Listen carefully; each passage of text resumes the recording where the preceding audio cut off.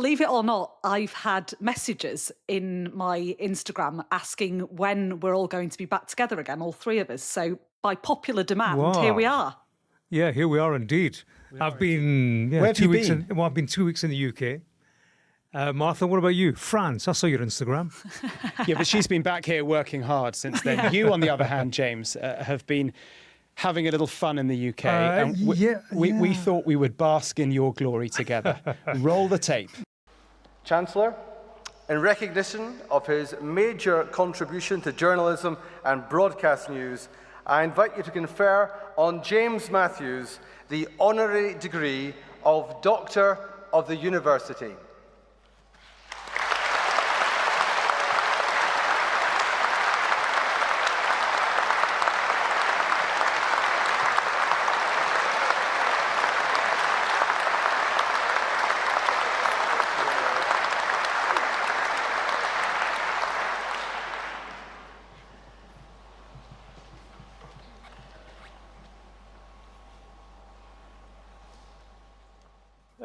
You kill me.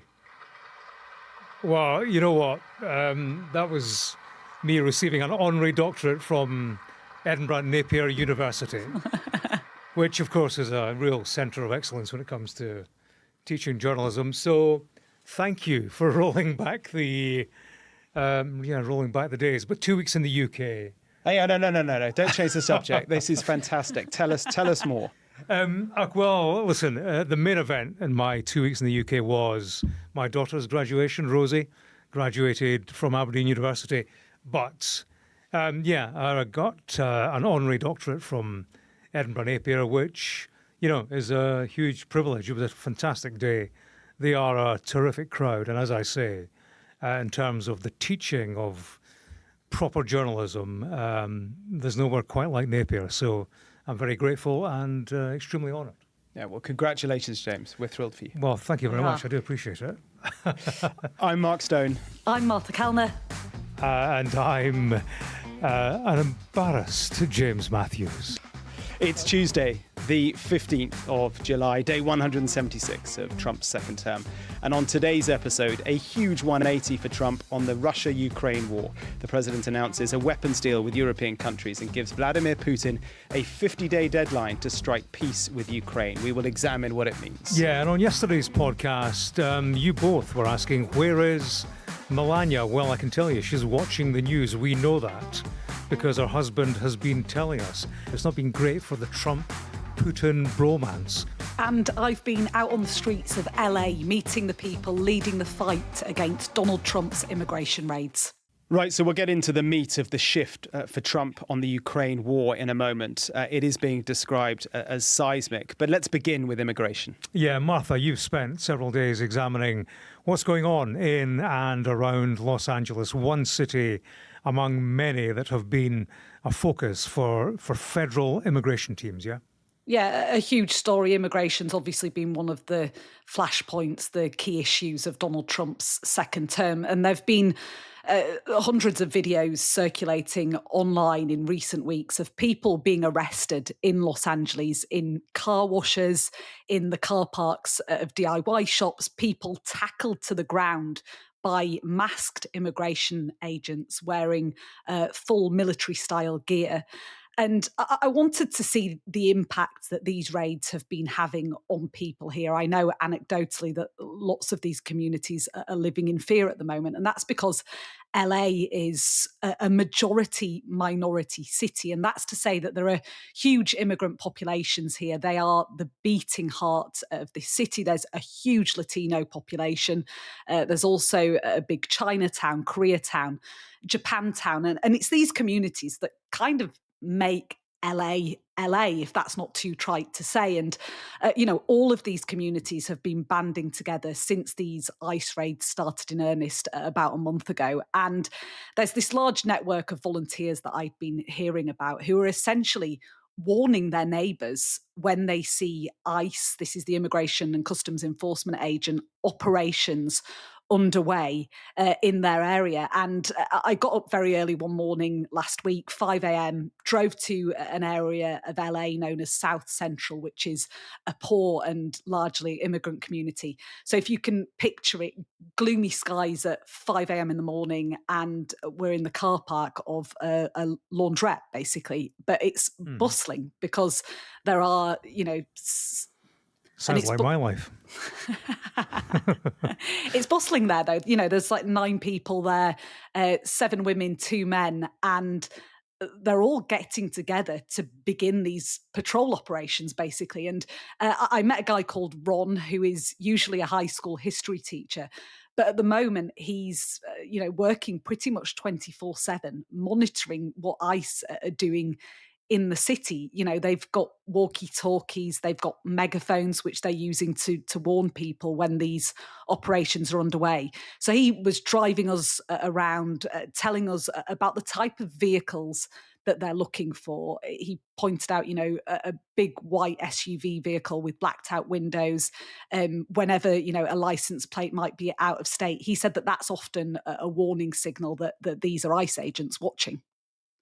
Right now, the tension is like they hate these agents because they're terrorizing our community and our people. But they really are operating 24 hours a day at this point. People are on edge, right, at the moment. Yeah, big time. While we were driving round, and this doesn't so much happen in DC, but in LA, on a lot of the street corners here, people are cutting up watermelons, squeezing oranges, they're sort of street vendors, making tacos. And a lot of those people are undocumented immigrants. And as we were driving past, Ron pointed out a man doing exactly that on the street corner. He's the exact target that they're looking for. That's what they're doing now. The low-hanging fruit, the easy victim. Yeah. And so that is proving to be more successful for their quotas. Ron's theory being that, it's not big, wide-scale raids that are happening at the moment so much, although they are still happening. He's saying that people are almost being plucked off the streets one by one. Lots of them older people, lots of them who have been living here for decades, whose work permits may have recently run out, who don't have enough cash to apply for new work permits. And it can take years and years to get these permits. So when I see people asking, well, why don't they have work permits? It's not that easy. It turned out, as it happens, to be a relatively quiet morning when we were out with Ron and his network of volunteers. We didn't see any ICE activity, but if they had seen it, they would try and intervene, reading people their rights, giving people, in their words, chance to escape from these agents. Of course, a lot of people, would characterize them as nuisance makers, but they see themselves as resistance fighters, really. Yeah, it sounds like they are clearly incredibly dedicated, and I suppose will help many people escape the ICE officers, but it's not everybody who will escape, Martha, no? No, a huge amount of people have been arrested in the last 4 weeks. Nearly 3,000 people have been arrested in these raids in LA alone since the start of June. And that's a huge increase, even since May, which previously was the monthly record. And we sat down with one lady, Maria, whose husband was detained by ICE at the car wash he was working at. He's now in a detention centre 2 hours away. She doesn't know what will happen to him. They have got a lawyer, but his future is really in question. And I met Maria in a park near her home in LA, and almost as soon as we began talking, she started crying. It's sorry. It's kind of hard without him. I just feel alone when you get used to somebody and he's not there no more. Is this the longest you've ever been apart from him? Yes, we've never been apart. Her emotion, sort of trying to articulate what his absence means for her life and the life of her family, was incredibly moving. She pointed out that he left Mexico when he was 19 years old. He's now 58. He's been in the US for 40 years. He considers this to be his home. The couple have 3 grown-up American children, 2 grandchildren who are 3 years old and 5 years old, incredibly close to their grandfather. I was listening to an interview that Tom Hman gave over the weekend. Tom Hman is the border czar for Trump on immigration. He's kind of the guy leading all of this. And I was kind of struck by his emotionless way of dealing with all this. He kind of makes it sound very simple. He's removed any emotion from it. And he's saying, look, these people came here illegally, whether it was 40 years ago, whether it was last year. They broke the law. And the mandate that he has been given by Donald Trump is to remove these people. And it felt heartless. And yet when it was put to him that it was just that, he then said something which I thought was fascinating. He said, look, these ICE agents who work for me, who work for President Trump, their mothers, their fathers, they don't, he said, they don't hang their heart up at the door as they leave to go out for these raids, but they are just doing what has to be done in America because it's got out of control.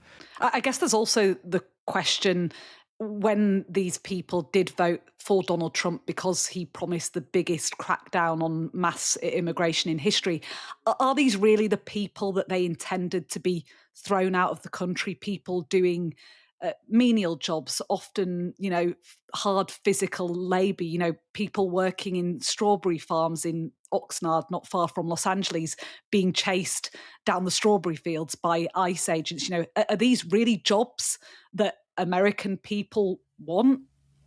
Yeah, and the polling suggests that actually a majority of Americans are now concerned about this. They actually don't agree with what Trump is now doing. But then to any suggestion, the answer would be to have an amnesty and to say to the people who are in this country, who may well be here illegally, OK, you can all stay because we've now got the border under control and we're not going to allow any more in. We're going to do it properly now. But on that, Tom Hman was very, very clear. There will be no amnesty. Not only will this continue, but with the big, beautiful bill and the massive amounts of funding that ICE has now got, thanks to this bill, this is going to escalate in sanctuary cities right across the country. Yeah. Difficult one for Trump, as we have seen in the past couple of weeks. He's trying to thread the needle. You need somebody to pick the tomatoes, as they say here. Tomatoes, James. You say tomatoes, I say tomatoes. But more importantly, they say tomatoes. So Trump is trying to kind of massage the legislation to make it work for all. But, as everybody in this country is finding, it's not going to work for all because, anecdotally, I know, and I'm sure you do, of people who, who have kids, who have childcare, who have nannies from, who are immigrants. And, there are days when they cannot come into work because a nanny has had a shout at a play park. They've seen the ICE agents in the vicinity. So suddenly they're on lockdown. I was in Chicago, in particular neighborhoods, Hispanic neighborhoods, people weren't coming out, just scared to show their faces, quiet streets. So, it runs through society. Yeah, I was speaking to one guy who has gardeners and he's cooking them every meal in his house because he knows that they don't want to risk going to the supermarket, going to, the local taco restaurant because they're scared of being arrested. Another woman who is going to pick up her cleaner to bring her cleaner to her house and then taking her back to her house because she doesn't want to risk the cleaner getting public transport and getting arrested on public transport. And it's having a real effect on these immigrant communities in LA, and I'm sure it's something replicated across the country. Thanks very much, Martha. And if you want to learn more about Martha's reporting on that, you can find her article and the video that she and producer Sarah Goff and cameraman Chris Pearson shot and produced on the Sky News website. We'll put a link at the bottom of the episode description. Now, Mark, big news coming out of the White House on Monday lunchtime as well. So in a nutshell, we're going to make top-of-the-line weapons and they'll be sent to NATO. Yeah, big news that was trailed late last week when Donald Trump announced that he would have a big announcement at 11 o'clock or 12 o'clock on Monday. And so he did. But not only that, we discovered late on Sunday night that he would be joined by the NATO Secretary General, Mark Rutte, the man who famously called him Daddy just a few weeks ago. Like two kids in a schoolyard, they fight like hell. You can't stop them. Let them fight for about 2-3 minutes, then it's easy to step up. And then Daddy has to sometimes do strong language. It turns out that cringing though that was, maybe, just maybe, it was a masterstroke of diplomacy, because Donald Trump loves that sort of a tickle, doesn't he, James? Well, flattery and hard cash will get you anywhere. Exactly. And it's got him some distance. Yeah, but a caveat first, as ever with Trump, things could change at any moment. But this does, I think, feel like a pretty remarkable shift by the American president. There are still some layers of confusion over precisely what has been agreed by the Americans and their NATO partners. And there are, as ever, questions unanswered. But it is clear, I think, James, Martha, that for now, the president appears to have shifted hugely in tone and in policy on his position over Ukraine, and he's certainly shifted in tone on Russia. We'll see whether the policy shifts there as well. Because remember, ever since he came back to the White House, he has flatly refused to side with Ukraine over the Russian invasion. He has variously blamed Ukraine and Zelensky for the invasion. He's blamed Biden for all of it, repeatedly does that. And he has also said that this is all Europe's problem, a faraway war, nothing to do with me, and so on. Now, though, today, it feels very different. James, you were at the White House. I was, yeah. The news lines to come out are what Trump has now agreed to. Weapons, first of all. The Americans will supply weapons to European countries, and they will then distribute them onto Ukraine. There's a reason for that. It allows Donald Trump to keep a distance of sorts between himself and the hardware pointing at Russia. But, you know, his hands are all over it, clearly. He stressed, Donald Trump, that the Europeans would be paying for the privilege. And there we have the difference. You know, with Biden, it was gifted, billions of dollars worth. For Trump, political support comes with a price tag. The other thing that was up for discussion and decision was sanctions today. He said that countries doing business with Russia would face 100% US tariffs. That's what he called them, if there was no peace deal within 50 days. The thinking there is that that will choke Russia financially and shrink its war machine. So Trump, has shifted. Not as far, I would say, as he might have done. Congress was talking about 500% tariffs. Trump played down the difference that would make. But, you know, now he appears to be embracing the Ukrainian cause to a degree. The country was spoken of very much as the victim. Trump spoke of the necessity of a strong Europe, a contrast with his commentary that, you know, this was a faraway war, as you say, an ocean away that didn't affect America. So generally, there was a huge contrast with the day that Zelensky was hounded out of the White House, shouted down. And, you know, that day, remember, any deal supporting Ukraine, however small, seemed a million miles away. Yeah, and so to that end, he has shifted massively, and wherever you're sitting in Europe or indeed in Ukraine, this is welcome, because he's finally got to the point that they've always been at. It's just taken him a little while to get there. In terms of the tariffs that you talk about, or sanctions, I mean, it's effectively, he's talking about sanctions. He's framing them as tariffs because that sort of fits in with his whole tariff agenda. They're designed to hit countries supplying Russia with weapons and buying Russian oil. The idea, whether they be 100% or 500%, is to pressure them into pressuring Russia to stop this war. But they would also, if he was to put these tariffs in place, and he says he may do after 50 days, they would impact the global economy. So he'd rather not go there. He hopes that his can kicking with the 50-day deadline will pull Putin into line. But, you know, the Russians are masters of prevarication, and Trump tends to let these deadlines slip. Yeah, the weapons will bother Putin more than the prospect of sanctions, as you say, Mark. Very much so. I tell you one thing I do wonder about trust, this business of the 50 days. We've had the Ukrainians and NATO profuse in their thanks to Trump, but they will be measuring their assessments carefully, I think. He's given Putin 50 days to reach a peace deal. It gives Putin time, the time that he wants, coincidentally or not. I think if you're Ukrainian, you'll be looking at this and be suspicious that Trump's priorities aren't fully aligned with yours, and he still holds a candle for Putin and everything that he thinks Putin can do for him in politics and in business. Except that in these 50, 60 days, if the weapons are flowing and they are flowing at a greater speed than they have been hitherto, then the Ukrainians will be in a position to be able to fight back, a position that they've not been in for quite some time. We were reflecting yesterday on this constant fascination with the relationship between Donald Trump and Melania. And one of the interesting things that came out of today's announcement was him mentioning how instrumental she had been in reminding him of the horrors of Russia's invasion. This is him speaking at the Faith Office luncheon on Monday afternoon. But we thought we had a deal. Numerous times I'd get home, I'd say, First Lady, I had the most wonderful talk with Vladimir. I think we're finished. And then I'll turn on the television, or she'll say to me one time, wow, that's strange because they just bombed a nursing home. I said, what? So we don't like that. But I want to thank you all for being here, and welcome to the first ever White House Summit of Faith and Business Leaders. You're really some of the greatest business leaders in the country. When I looked at some of the names, I said, whoa, that's big stuff we have here today. In fact, before I was president, I would have been very intimidated, but now I'm president, so I don't have to be.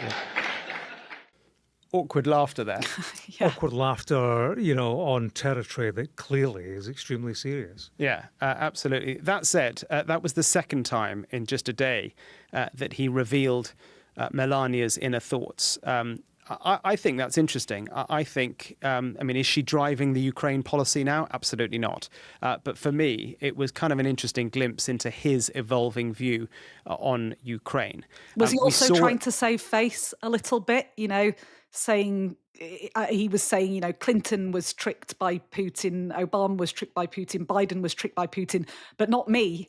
And I thought, well, the only reason you're not being tricked by him apparently is because you're listening to what Melania is saying about him. Yeah, yeah, that's true. I tell you, I thought it gave us a glimpse into the home life, the life of Melania and Donald. He comes home hard pressed and exhausted from work. She's sitting on the sofa, curlers in, slippers on, watching the TV, updating him on the news before he puts his slippers on and curlers in. It does sort of prompt the question, like, why does it take his wife to tell him what's on the news? He should be across all that anyway. But look, I think as a glimpse into his evolving view, it's interesting. We also saw, remember, at the NATO summit not all that long ago, he seemed genuinely moved by a Ukrainian reporter's story about fleeing Ukraine with her family, her husband still fighting there. He was definitely moved by that. But also, this is about his character. All of this. He doesn't like to be undermined, and Putin is consistently undermining him. He's playing him with every drone strike on Ukraine. And so I think it's taken him a while. He thought he could bring both sides to the table. He thought his unorthodox, out-of-the-box style and all that he's learnt in negotiations over many decades would allow him to solve this, not in a day, but maybe in a few months. It hasn't worked out like that. And so he has now realised that he needs to try a different way. I think a footnote to this as well is distraction. Donald Trump consistently comes up with a big story when there is scandal brewing for him. And of course, there is scandal brewing for him Epstein. right now with the Epstein files. Yeah, we will talk more about Epstein in the week ahead, I have no doubt. Right. Now, did anybody see the final or the celebrations after the final of the Club World Cup? Yes. Chelsea beating PSG 3-0. I did. Yeah, Donald Trump right in the middle of it. Chelsea were collecting the trophy, and Donald Trump, well, actually made a bit of a John Terry of it, put himself right in the middle, right in front of the trophy presenting position, and Reece James, captain of Chelsea, standing there perplexed, wondering what was going on. And he said to Trump, aren't you going to move?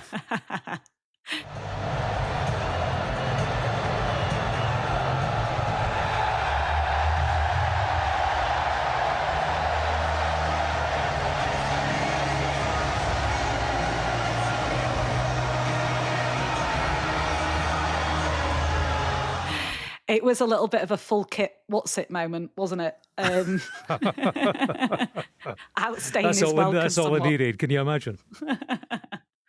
You know, when you turn up at these big sporting events, though, you do expose yourself to public opinion. You know, he was booed twice very loudly during that final. And it's kind of a little bit of a gauge of public opinion. Well, in New York, that is. So, yeah, true. He ain't all that popular up in New York, but he certainly wants to attach himself to soccer, football, whatever it might be. He's very close to Infantino, the boss of FIFA, who seems to be attached to him most of the time. There's lots of World Cup memorabilia in the Oval Office, but there was a bit of geopolitics that went on, or perhaps didn't go on, after the game as well, because the owner of PSG. Do you know who the owner of PSG is?